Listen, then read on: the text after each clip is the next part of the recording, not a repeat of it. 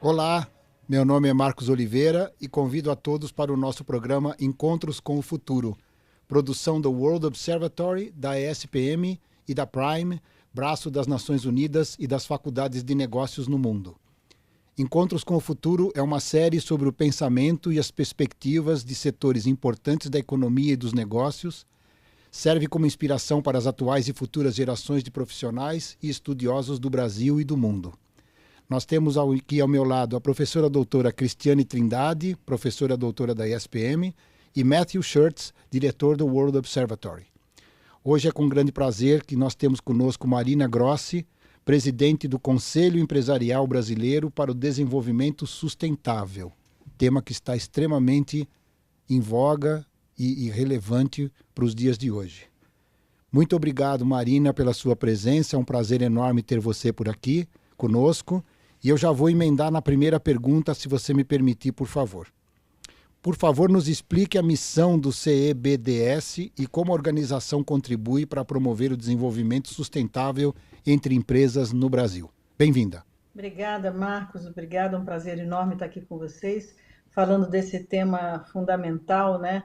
Quando a gente tem 27 anos, o CEBEDS, a gente chama, a sede principal é no Rio, começou lá, muito por causa da Rio 92, depois temos sede também em São Paulo, e eu estou agora em Brasília, é uma presença permanente aqui em Brasília, sempre desenvolvendo esse tema de desenvolvimento sustentável. O CEBEDS, que é o Conselho Empresarial Brasileiro para o Desenvolvimento Sustentável, ele faz parte de uma rede global, presente em todos os continentes, e há 27 anos que a gente trabalha com esse tema, né, 24 horas por dia. São mais de 110 grandes empresas, mais ou menos 50% do PIB representado dentro do CEBEDS.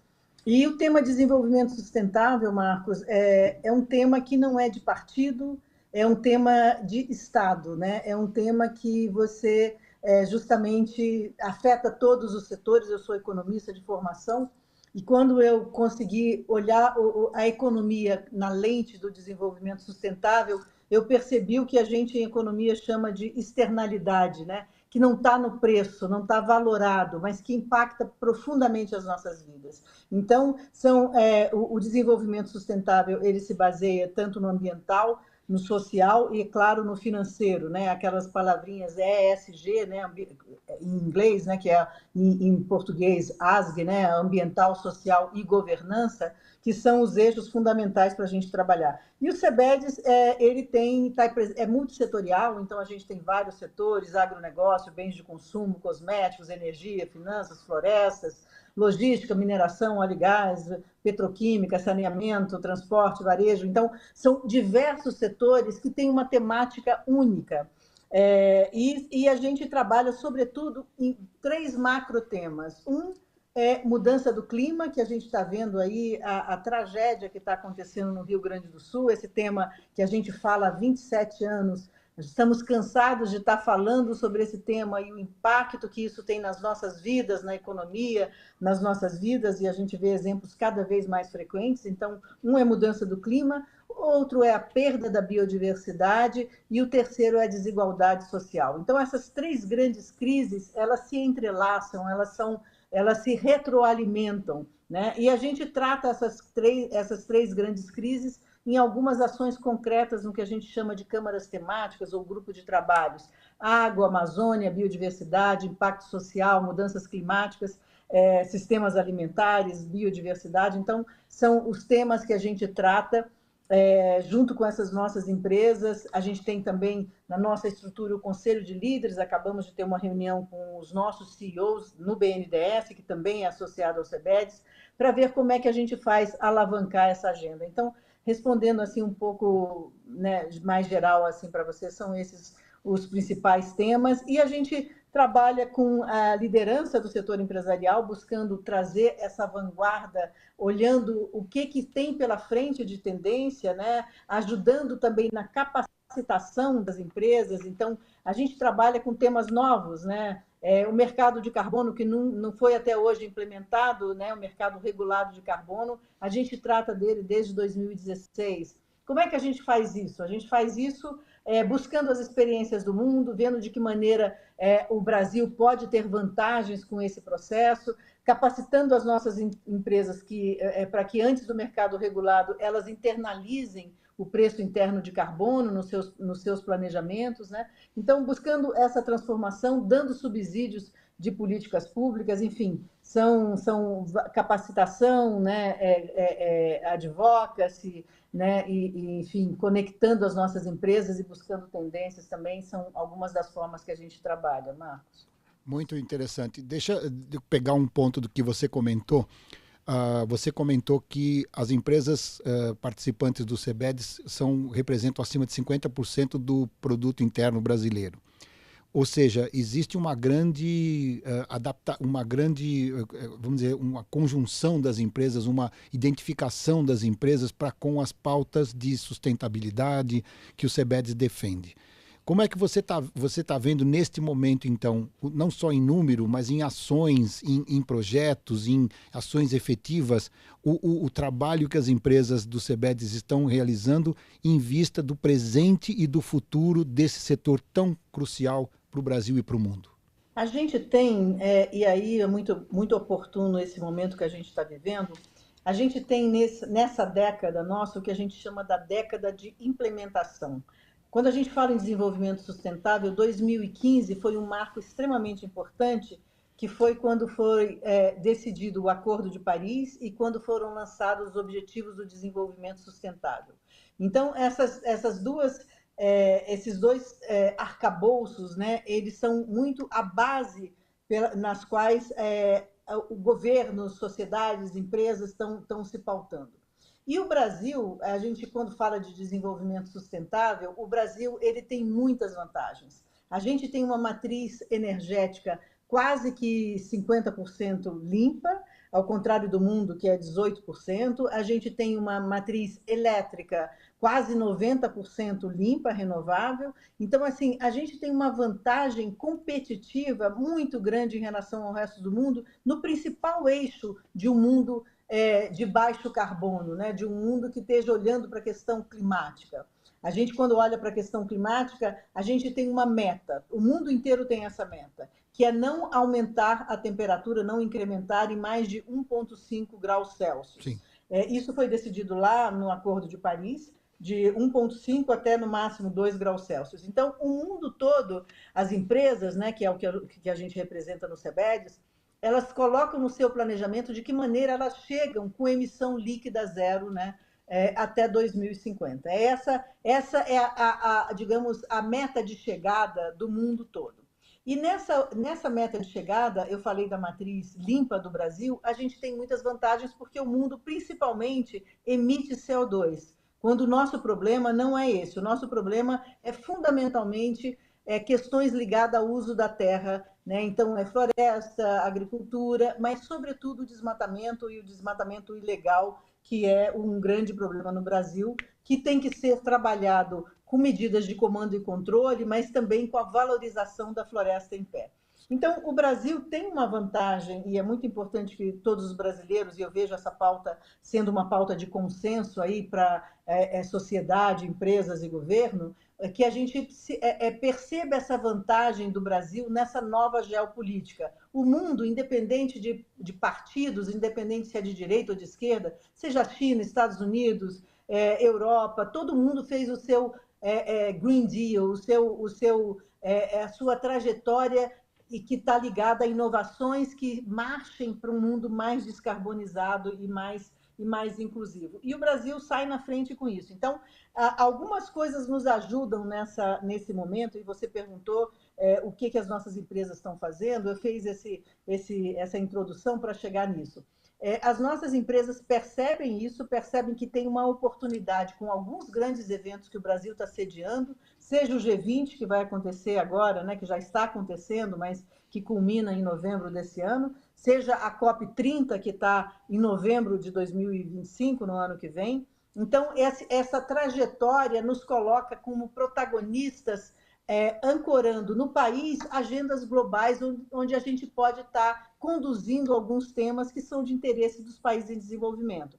Como eu disse, nessa nova geopolítica, o Brasil tem enormes vantagens, então o fato da gente está imprimindo a nossa digital nessa questão é bastante importante. E é exatamente isso, né? A gente tem o nosso Green Deal, o nosso Acordo Verde, é o plano de transformação ecológica, né? Que foi lançado pelo Ministério da Fazenda e no qual o SEBEDES deu subsídios. A gente fez uma publicação, conversamos 2 vezes com os nossos CEOs, com o ministro Haddad, o ministro da Fazenda, justamente para que a gente pudesse estar subsidiando essas questões. E um dos subsídios que foram bastante ouvidos lá foram os subsídios para o mercado de carbono, mas também tem taxonomia brasileira, que a gente precisa avançar na nossa taxonomia, em regulamentação, enfim, uma série de questões que esse plano coloca que a gente esteve auxiliando.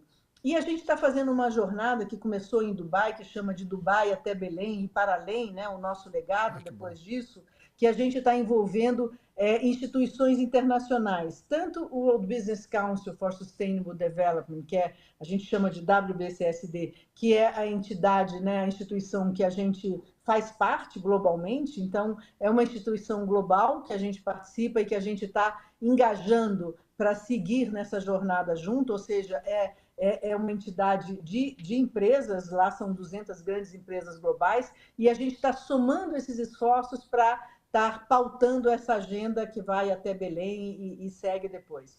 E a gente também conversou com o Women Business, que é uma outra entidade global que cuida da narrativa, cuida do discurso do setor empresarial, para que o setor empresarial global consiga estar influenciando tanto o processo da ONU quanto questões que são globais, né? Então, o mercado global de carbono é um exemplo, né? Que a gente que está no artigo 6 aí do Acordo de Paris para a gente estar avançando nisso, né?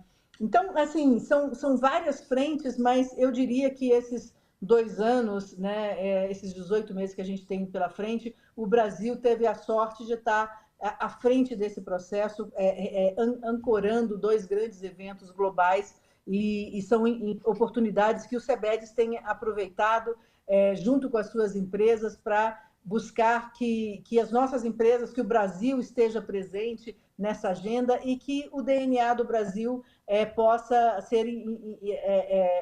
acontecer nisso, né? Então, por exemplo, o Brasil, a gente precisa não só ter commodities, mas a gente precisa agregar valor aos nossos produtos. Então, a ideia de ter fertilizantes produzidos no Brasil, utilizando a nossa matriz limpa, é uma questão, mas outras questões também, a bioeconomia, que a gente tem um enorme ativo ambiental, mas a gente tem que fazer esse ativo ambiental estar conectado com alta tecnologia e ganhar mercado, ter pelo menos 2 produtos na nossa pauta comercial ligadas a essa agenda de bioeconomia, que o Brasil é forte. Enfim, tem uma série de ações aí que a gente está avançando, Marcos. Muito bem.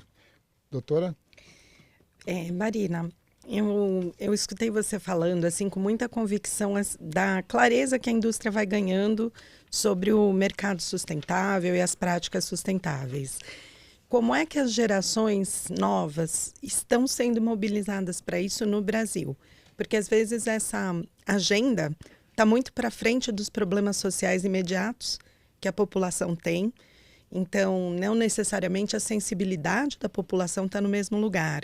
Como é que isso tem sido endereçado aí por vocês? A gente tem grandes empresas, né? E a gente trabalha esses principais temas que eu falei no início da nossa entrevista. Mas você tem razão, eu acho que em temas de sustentabilidade, os jovens são muito mais conhecedores dessa agenda do que a geração mais velha.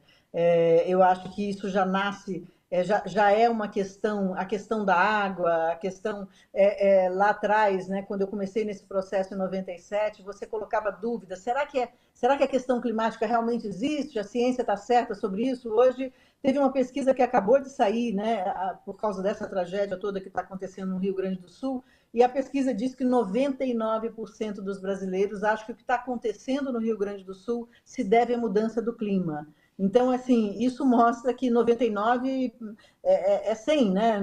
É um consenso de que a mudança do clima está em curso. Eu diria que esse consenso não existia há 20 anos atrás, né? Esse consenso não na ciência, a ciência já está cansada de falar isso, mas a população entender que isso aí está conectado com a mudança do clima. Eu entrar num táxi, no Uber, e as pessoas me falarem de mudança do clima relacionando aos desastres ambientais que a gente está vendo acontecer no Brasil e no mundo, isso não era uma prática tão corrente. Então, eu acho que isso existe, esse conhecimento maior, e a gente tem que aproveitar, porque o Brasil não só tem vantagens competitivas, comparativas, né? Vamos colocar que é vantagens comparativas. Para que as vantagens comparativas se tornem vantagens competitivas, precisa que a gente, né, as empresas, a sociedade, o governo, avancem em alguma série de questões, como uma boa regulamentação, um ambiente de negócios propícios para isso, né, para atrair investimentos, para avançar, tornar mais atraente a pauta de sustentabilidade. Então, eu vou citar um exemplo, né?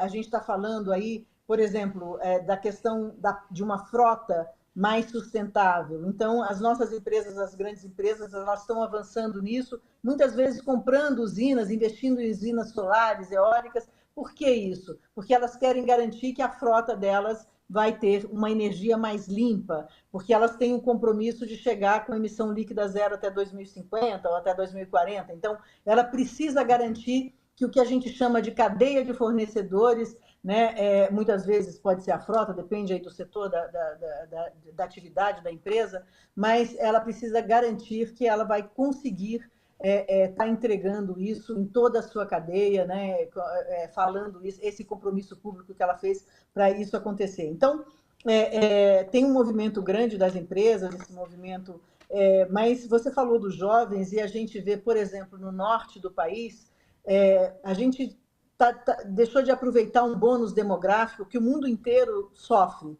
A Europa, por exemplo, eles não conseguem chegar no net zero sem imigrantes, sem a mão de obra de imigrantes, porque é uma população que está decrescendo, que está se aposentando, né? E a gente tem no Brasil muita gente produtivo, né? Ainda produtivo, e jovens que são os nem-nem, que a gente vê no norte, por exemplo, quando, na verdade, para qualquer país, isso é um grande ativo, né? Você ter jovens, ter um bônus demográfico, engajar esse setor jovem na atividade, em atividades produtivas, é fundamental para o país. É um ganho que a gente pode ter, econômico, muito importante. Então, eu acho que o jovem ele tem outros interesses, o desafio do governo, das empresas, é olhar essas novas possibilidades, né? A gente está saindo, a gente está num mundo em transição e esse jovem está lá. Então, assim, não é mais o emprego mesmo, não é como era visto lá muito tempo atrás. Eu vou entrar numa empresa, vou ter a vida inteira lá, vou me aposentar lá. Nenhum jovem hoje pensa em ficar a vida inteira numa empresa. Muitos deles pensam em ser empreendedores e fornecedores para empresas, ou eles próprios se tornarem empresas ligados nesse mundo. Então, o mundo tem mudado muito, e eu acho que a gente tem que fazer essa leitura aí para os jovens e eu concordo com você também, são falas diferentes para quem está numa situação, a gente está mais ou menos quase 5 gerações trabalhando juntas, né? Se você pegar o mais novo e o mais velho, você mistura muitas gerações aí. E, sem dúvida, o discurso não pode ser o mesmo, mas estamos todos na mesma jornada, com visões diferentes. E isso é bom. A sustentabilidade, ela é diversidade, ela é exatamente você trazer o diverso, né? Seja por inclusão, que a gente luta muito. Eu sou mulher, então assim é uma luta, uma das lutas que eu tenho sempre é que as mulheres estejam em posição de liderança, que recebam o mesmo salário do que os homens. Então a diversidade não só de mulheres, mas de deficientes, né? LGBT+, enfim, toda uma inclusão que mostra ser muito competitivo para a empresa, né? A empresa ela tem que ter na sua liderança leitura do seu público-alvo, leitura do público que ela impacta. Isso traz mais competitividade para ela, está provado isso, né? Então, são bandeiras que vão muito ao encontro da pauta de sustentabilidade que é tão falado hoje, e em alguns casos existe um claro consenso, né? Mas é uma jornada que ainda tem muito para ser feito. Marina, tudo bem? Eu tenho uma pergunta.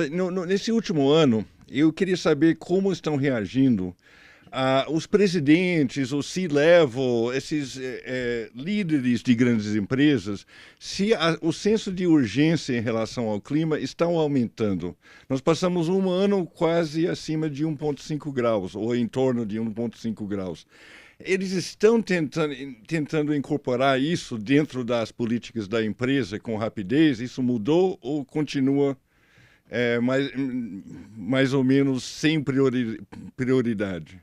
O que a gente sempre fala é que a sustentabilidade tem que estar na gestão do negócio. E eu acho, sim, Marcos, que houve uma mudança para estar no core dos negócios. Isso não significa que essa jornada terminou, mas significa que hoje é impossível, né? Uma empresa ela vai perder competitividade se ela deixar a sustentabilidade lá num departamento lá longe, aquele que vai falar, mas que não está que não vai ao encontro do que a empresa está falando, buscando dentro das suas relações institucionais, por exemplo, no lobby que ela faz no Congresso. Então, assim, esse tipo de descasamento entre o que a empresa fala e o que ela apregoa em sustentabilidade, e hoje nenhuma empresa pode não estar falando de sustentabilidade, se tem uma prática destoante dentro da empresa, isso hoje é cobrado, né? Então, assim, o chamado greenwashing hoje é um grande problema. Isso acaba com a reputação. Assim, esse é o maior ativo de grandes empresas. As grandes empresas não é o maquinário, não é o ativo físico que é a grande questão. A ação na bolsa delas, a volatilidade acontece muito com ingredientes reputacionais, com ações que essa empresa está fazendo, com a licença para operar, que a gente fala que hoje é uma licença para operar que você ampliou, né? Não é mais a licença para operar, não é você ouvir os seus acionistas. A licença para operar é você ouvir a comunidade que você impacta, os seus fornecedores, os seus empregados, que são os seus primeiros embaixadores. Então, você tem uma série de... e isso aí você tem...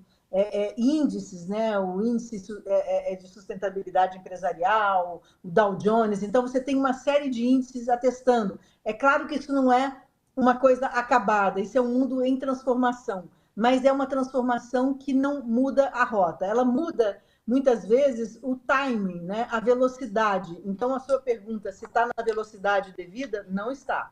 A gente tem que estar muito mais rápido, muito mais veloz, e as empresas, o trabalho que o CEBEDES faz é para que as empresas mais sustentáveis tenham um ambiente no país onde elas sejam melhor sucedidas. A gente quer a gente trabalha para que as mais sustentáveis sejam premiadas. Então, para isso, o que a gente faz? A gente busca subir a régua, né, daquelas empresas que não são tão sustentáveis. Então, existe um ambiente, nos temas que eu falei para vocês, de grandes discussões e aprendizados, né, porque a sustentabilidade, como ela não é algo acabado, a gente, por exemplo, não tem uma mensuração toda certinha para a questão social, indicadores, a gente está trabalhando com isso, a questão social tem que avançar muito mais. Então, são pautas pré-competitivas que as empresas precisam estar num ambiente confiável, como o CEBEDES, e um ambiente de grande troca. E um ambiente que também a gente está trabalhando para buscar que as regulamentações sejam mais propícias para as empresas mais sustentáveis.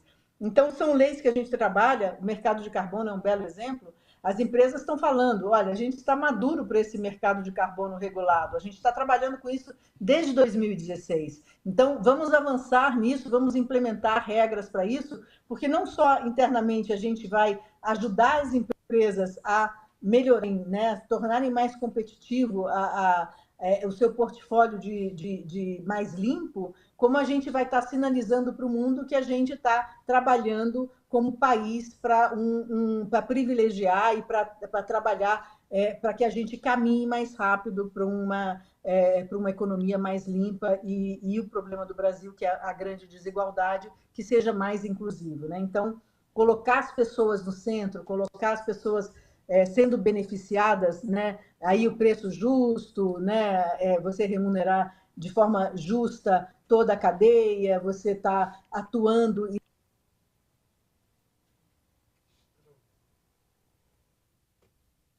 passaram o link para outra pessoa?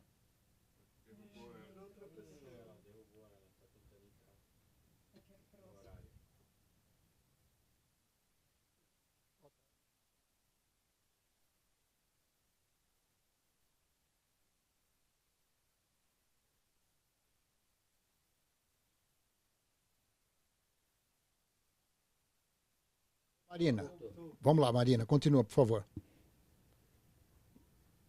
Não estamos... Teve algum problema aqui, não, vamos lá. mas Tá eu estava falando exatamente isso, né? Que do impacto ambiental, da dependência, impacto ambiental e social das empresas, que é cada vez mais buscando ter um impacto positivo. Você colocou... Ou seja, uma economia regenerativa, né? Você colocou que agora a questão da sustentabilidade se torna um fator de diferenciação até do próprio desempenho dos presidentes, né, e dos dirigentes das empresas e das entidades. Quer dizer, ele não só é uma questão vital, mas é uma questão até de competição e de competitividade da própria empresa, do próprio setor. Isso é muito relevante. Marina, nós vamos precisar que você volte aqui várias outras vezes, porque você está simplesmente no centro de uma discussão super atual e super relevante. Mas eu vou precisar concluir agora, e eu queria só fazer uma última consideração para que você opine sobre isso. Há um tema mundial, né, na mesa, que é a sustentabilidade.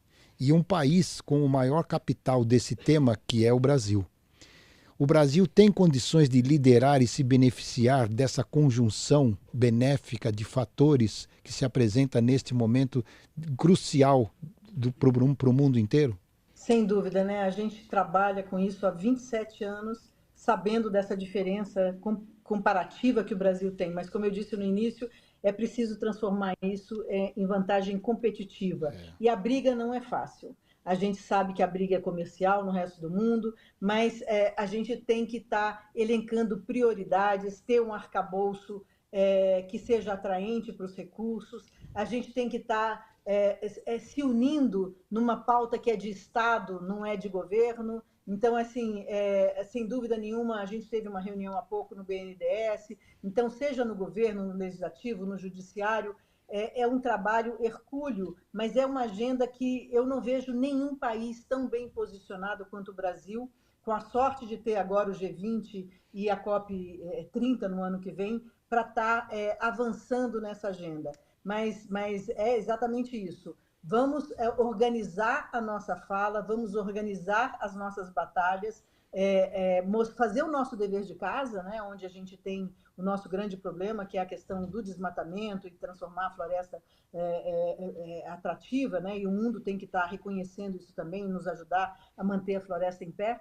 Mas eu acho que a gente precisa deixar muito claro o legado e a nossa marca. Eu vejo ainda muitos esforços, mas o que a gente está tentando dentro do CEBEDES é auxiliar para que a gente priorize, tenha foco e faça as transformações nos principais pontos de ajuste que a gente pode estar influenciando. Eu acredito que a bioeconomia, por exemplo, né? A gente tem o etanol, a gente tem uma matriz limpa, então são questões que a gente tem que avançar junto ao resto do mundo e fazer o nosso dever de casa, avançando aqui também nas nossas mazelas. O Rio Grande do Sul mostra que a gente não tem ainda um planejamento como deveria ter nas questões de mudança do clima, de adaptação. Então, a gente também tem que estar mostrando que existe um planejamento do país. Hoje a gente não vê essa priorização aí como país, né? A gente precisa fazer isso. E o ideal é que todos os municípios, estados, olhem para essas prioridades globais e atuem não de forma distoante, mas de forma unificada nas principais prioridades que o país tem. Olha, muito obrigado. Eu quero agradecer muito, em nome do World Observatory, da ESPM e da Prime, a presença hoje muito importante, muito relevante de Marina Grossi, presidente do CEBEDES, e espero ter contato com você novamente muito em breve, porque esses temas que você aborda são extremamente relevantes. Logo, logo a gente está conversando novamente. Marina, muito, muito obrigado. Obrigado, Marina. Eu que agradeço. Muito obrigada. Até breve. Tchau. Até breve. Tchau, tchau. Até.